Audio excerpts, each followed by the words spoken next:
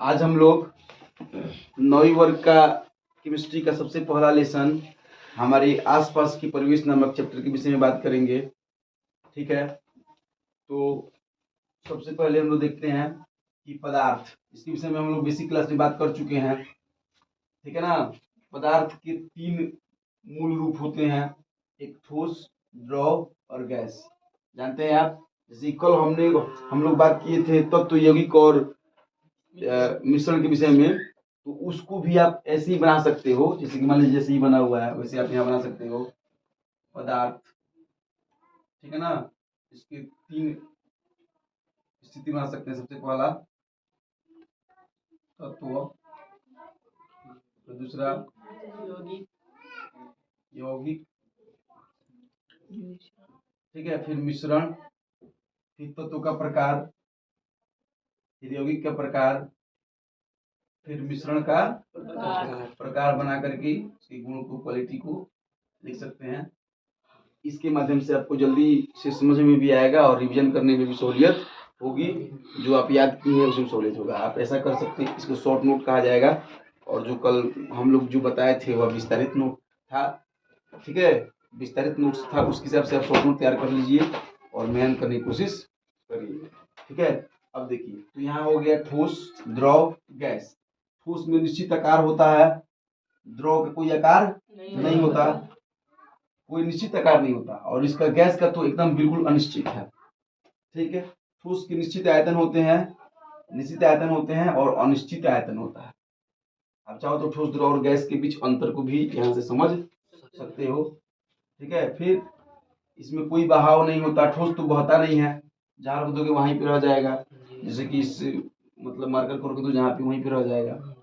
बहाव होता है, जैसे कि पानी को अगर गिरेगा तो बह जाएगा। इसमें भी बहुत बहाव होता है, हवा तो बहुत मतलब बहाव होता है इसमें। इसके कण अत्यंत आसपास होते हैं, इसी कण के बीच रिक्त स्थान होता है और इसी कणों के रिक्त स्थान बहुत ज्यादा होते हैं। यह संपीड़ियता नगण्य है, कुछ संपीड्य है कुछ संपीड़ित। संपीड़ितता का मतलब क्या हो गया कि फैलना, फैलने का गुण इसमें बहुत ही मतलब नगण्य नहीं होता है, फैलता ही नहीं है। मतलब ऐसे समताप पर इसमें कुछ संपीड़न होता है, इसमें संपीड़न होता ही नहीं। ठीक है, समझ गए। तो अब इसके बाद अब अगला पेज हम लोग देखते हैं, तो पदार्थ किसे कहते हैं। तो इसके विषय में तो हम लोग पहले बात कर चुके हैं। हमने पहले कहा है कि बेसिक क्लासेस ऐसी बताई जाएंगी जिसमें कि आपको केमिस्ट्री को पढ़ने में बहुत ही सहूलियत हो। मेरी जो बेसिक क्लासेस चल रही है उसको अगर अच्छे से देख लिया जाए, 4-5 मतलब 2-3 क्लास और चलेगा, उसके बाद उसमें टेस्ट होंगे। मैं कल के वीडियो में भी बोल चुका हूँ। तो जितना क्लास चल चुका है अभी तक, ठीक है, उतना क्लास में से सवाल जवाब होगा, और उसको अगर आप कमांड कर लेते हैं तो आपको अपना 9th और 10th का केमिस्ट्री पढ़ने में आपको ज़्यादा तकलीफ नहीं होगी। पहले से आप कुछ पढ़े हैं या नहीं पढ़े हैं 7th 8 में या 6 में, उससे कोई विशेष फर्क नहीं पड़ेगा। उसी सभी 7 6 में जो आप पढ़े हैं या नहीं पढ़े हैं उसको ही मेंटेन करने के लिए बेसिक क्लासेस चलाई जा रही है। ठीक है, तो चलिए, पदार्थ किसे कहते हैं। तो विश्व में प्रत्येक वस्तु जिस सामग्री से बनी उसे पदार्थ कहते हैं, और हमारे आसपास विद्यमान हर वस्तु क्या है, पदार्थ है। पदार्थ स्थान घेरता है, इसका द्रव्यमान होता है। बात कर चुके हैं हम लोग इसके विषय, पहले बात हो चुका है। पदार्थ के जो गुण है वो क्या होते हैं, भौतिक गुण। तो पदार्थ कणों से बना होता है, यह सतत नहीं होता। पदार्थ कण अत्यंत छोटे होते हैं। ठीक है, यह सतत नहीं होता, मतलब हमेशा ही अपने आप से नहीं बनता है, कणों से ही बनता है। जैसे कि मान लीजिए ये जो बोर्ड है, यह बोर्ड ऐसा नहीं है कि आज 5 फीट का है तो कल 10 फीट का हो जाएगा या कल 5.5 फीट का हो जाएगा। इसमें कोई सतत विकास नहीं होता। यह पदार्थ है, ठोस पदार्थ है। समझ रहे बात। इसमें कोई अभी नहीं कि बदलते रहते, वही मतलब है कि सतत नहीं होता है, मतलब इसमें विकास उस तरीके से नहीं होता है। यह बढ़ता उड़ता नहीं है, जितना भी फिक्स करते हो उतना ही फिक्स रहता है, जितने कण इसमें लगे होते हैं उतना ही कण इसमें लगा होता है। चलिए, पदार्थ के कण निरंतर गति करते हैं।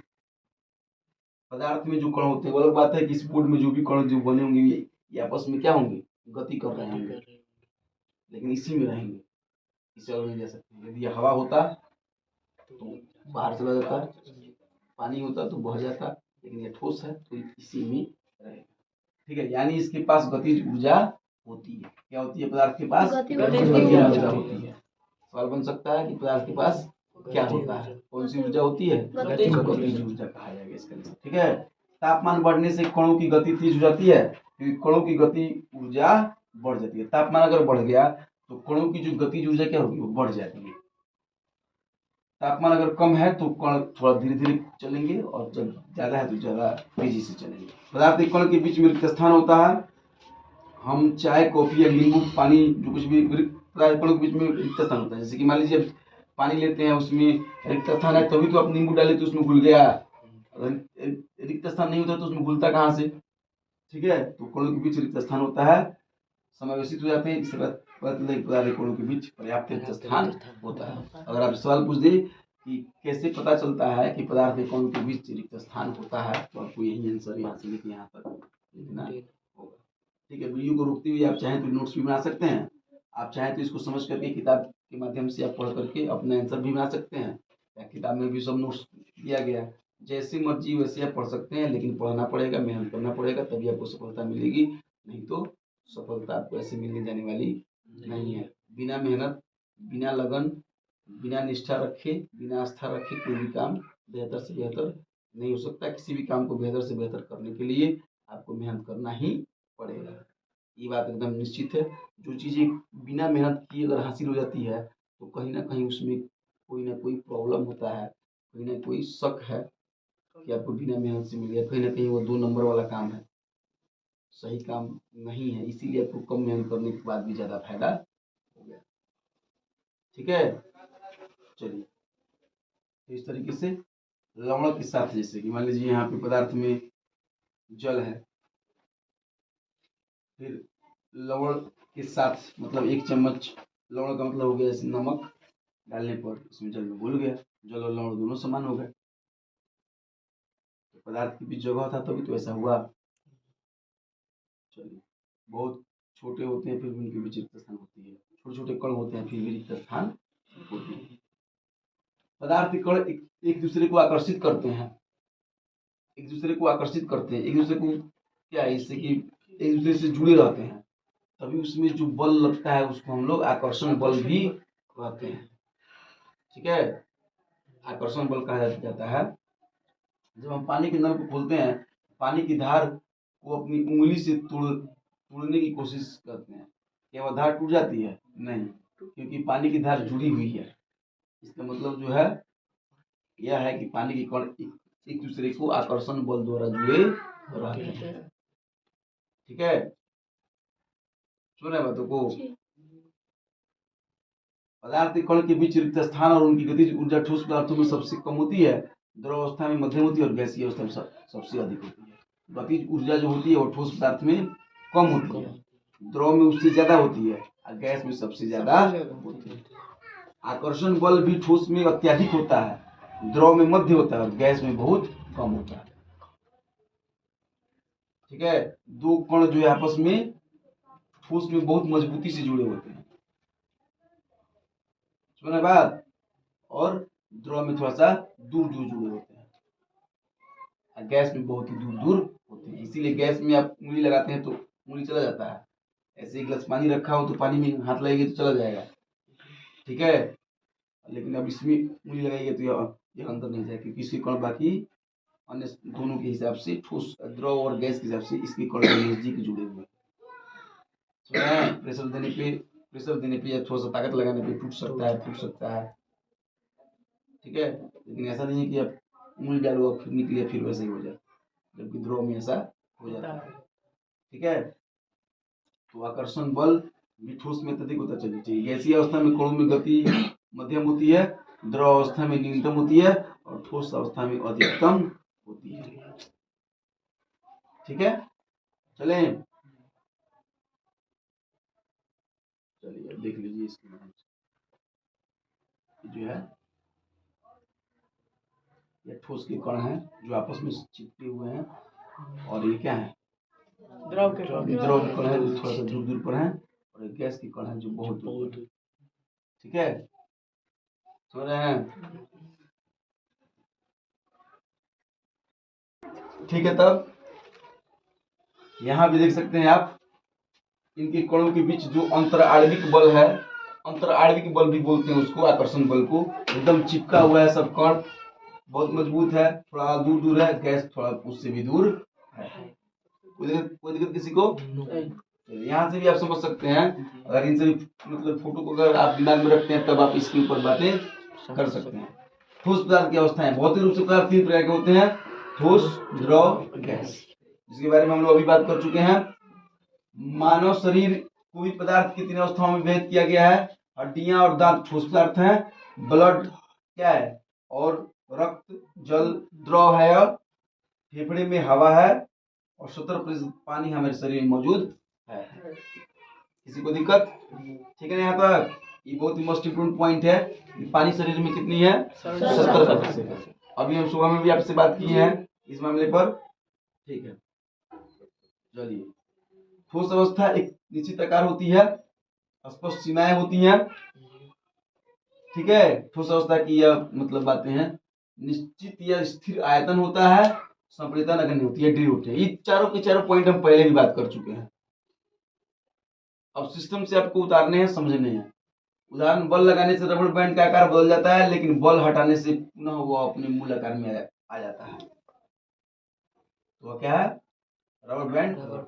ज्यादा बल लगेगी तो रबड़ बैंड टूट जाएगा, टूट भले ही जाएगा लेकिन वो उसका आकार बदल नहीं सकता। तो क्या है? ठोस है। समझ गए? निश्चित होता है, और आयतन मतलब जो उसका आकार होता है वह भी निश्चित होता है। शर्करा और नमक चीनी जिस बर्तन में रखे जाते हैं, पानी उसी बर्तन का आकार ले लेते हैं, लेकिन ये ठोस पदार्थ हैं क्योंकि ये क्रिस्टलों का आकार वही होता है। शर्करा और नमक जिस बर्तन में रखा जाता है उस बर्तन के रूप का हो जाता है। तो बर्तन का रूप भले ले लेता है, लेकिन वह ठोस है, द्रव नहीं है, क्योंकि वो बहता नहीं है। समझ रहे हैं? उसके कण भी क्रिस्टल के रूप में होते हैं, कण के जैसे होते हैं। समझ रहे हैं बात? चलिए, हाथ से दबाकर स्पंज को काफी हद तक संपीड़ित कर सकते हैं, लेकिन फिर यह ठोस आकार में आ जाता है। कोई दिक्कत नहीं। द्रव अवस्था तरल होती है, इसमें बहाव होता है। द्रव कोई स्थिर आकार नहीं होता, वे बर्तन के आकार के होते हैं। द्रव का निश्चित आयतन होता है, द्रव में बहुत कम संपीड़ित होता है। सब पॉइंट आप देख सकते हैं और आसानी से। सबसे सुंदर तो एक ठोस वस्तु, एक द्रव और एक गैस रख करके देख लीजिए, चैप्टर सब समझ में आ जाएगा। कोई विशेष चीज इसमें है नहीं। ठीक है, फिर गैसीय अवस्था हो गया, जलीय पौधे अवस्था। गैसों में क्या क्या होता है ये सब हो गया, सब बातें पहले से हो चुकी है। ठीक है, अब इसमें एक काम किया जाए। एक मतलब वीडियो ज्यादा बड़ा होते जा रहा है, जितना अभी इस वीडियो में मतलब बता दिया गया उतना ही का आप क्या करिए कि नोट्स बनाइए और उतना भी पहले कमांड करिए। तब इसके बाद जो पदार्थ की अवस्थाओं में परिवर्तन की बात करेंगे। ठोस बर्फ होता है, द्रव पानी हो जाता है, गैस जो है वाष्प हो जाता है। थर्मामीटर से इसको कैसे मापा जाता है, इसके तापमान, गलनांक, कथनांक, ये सब चीजें भी हम आपको पढ़ाई चुके हैं, लेकिन थोड़ा सा और अच्छे से हम लोग कल पढ़ लेंगे। ऊर्ध्वपातन जो भी चीजें हैं, तो थोड़ा सा आज इसको रहने दिया जाए। जितना काम हो गया इतना ही काम को पूरा करिए, क्योंकि एक पाठ में 2-2 वीडियोज बन रहे हैं, भाग दो करके, तो अच्छा हो रहा है। कम रहेगा तो आपको मेहनत करने में भी थोड़ा सहूलियत होगी और आप एक दिन में काम को भी पूरा कर पाइएगा। तो अब आपका होमवर्क है कि वीडियो को देखते हुए इसके नोट्स को लिखिए और उसको याद करिए। जो ऑफलाइन क्लास में है उनसे कल सुना जाएगा, और जो लोग ऑनलाइन है वो अपने मित्र, दोस्त या भाई बहनों को सुना दीजिए और मेहनत करिए, मेहनत करते रहिए। चलिए, इसके साथ आज की वीडियो समाप्त होती है।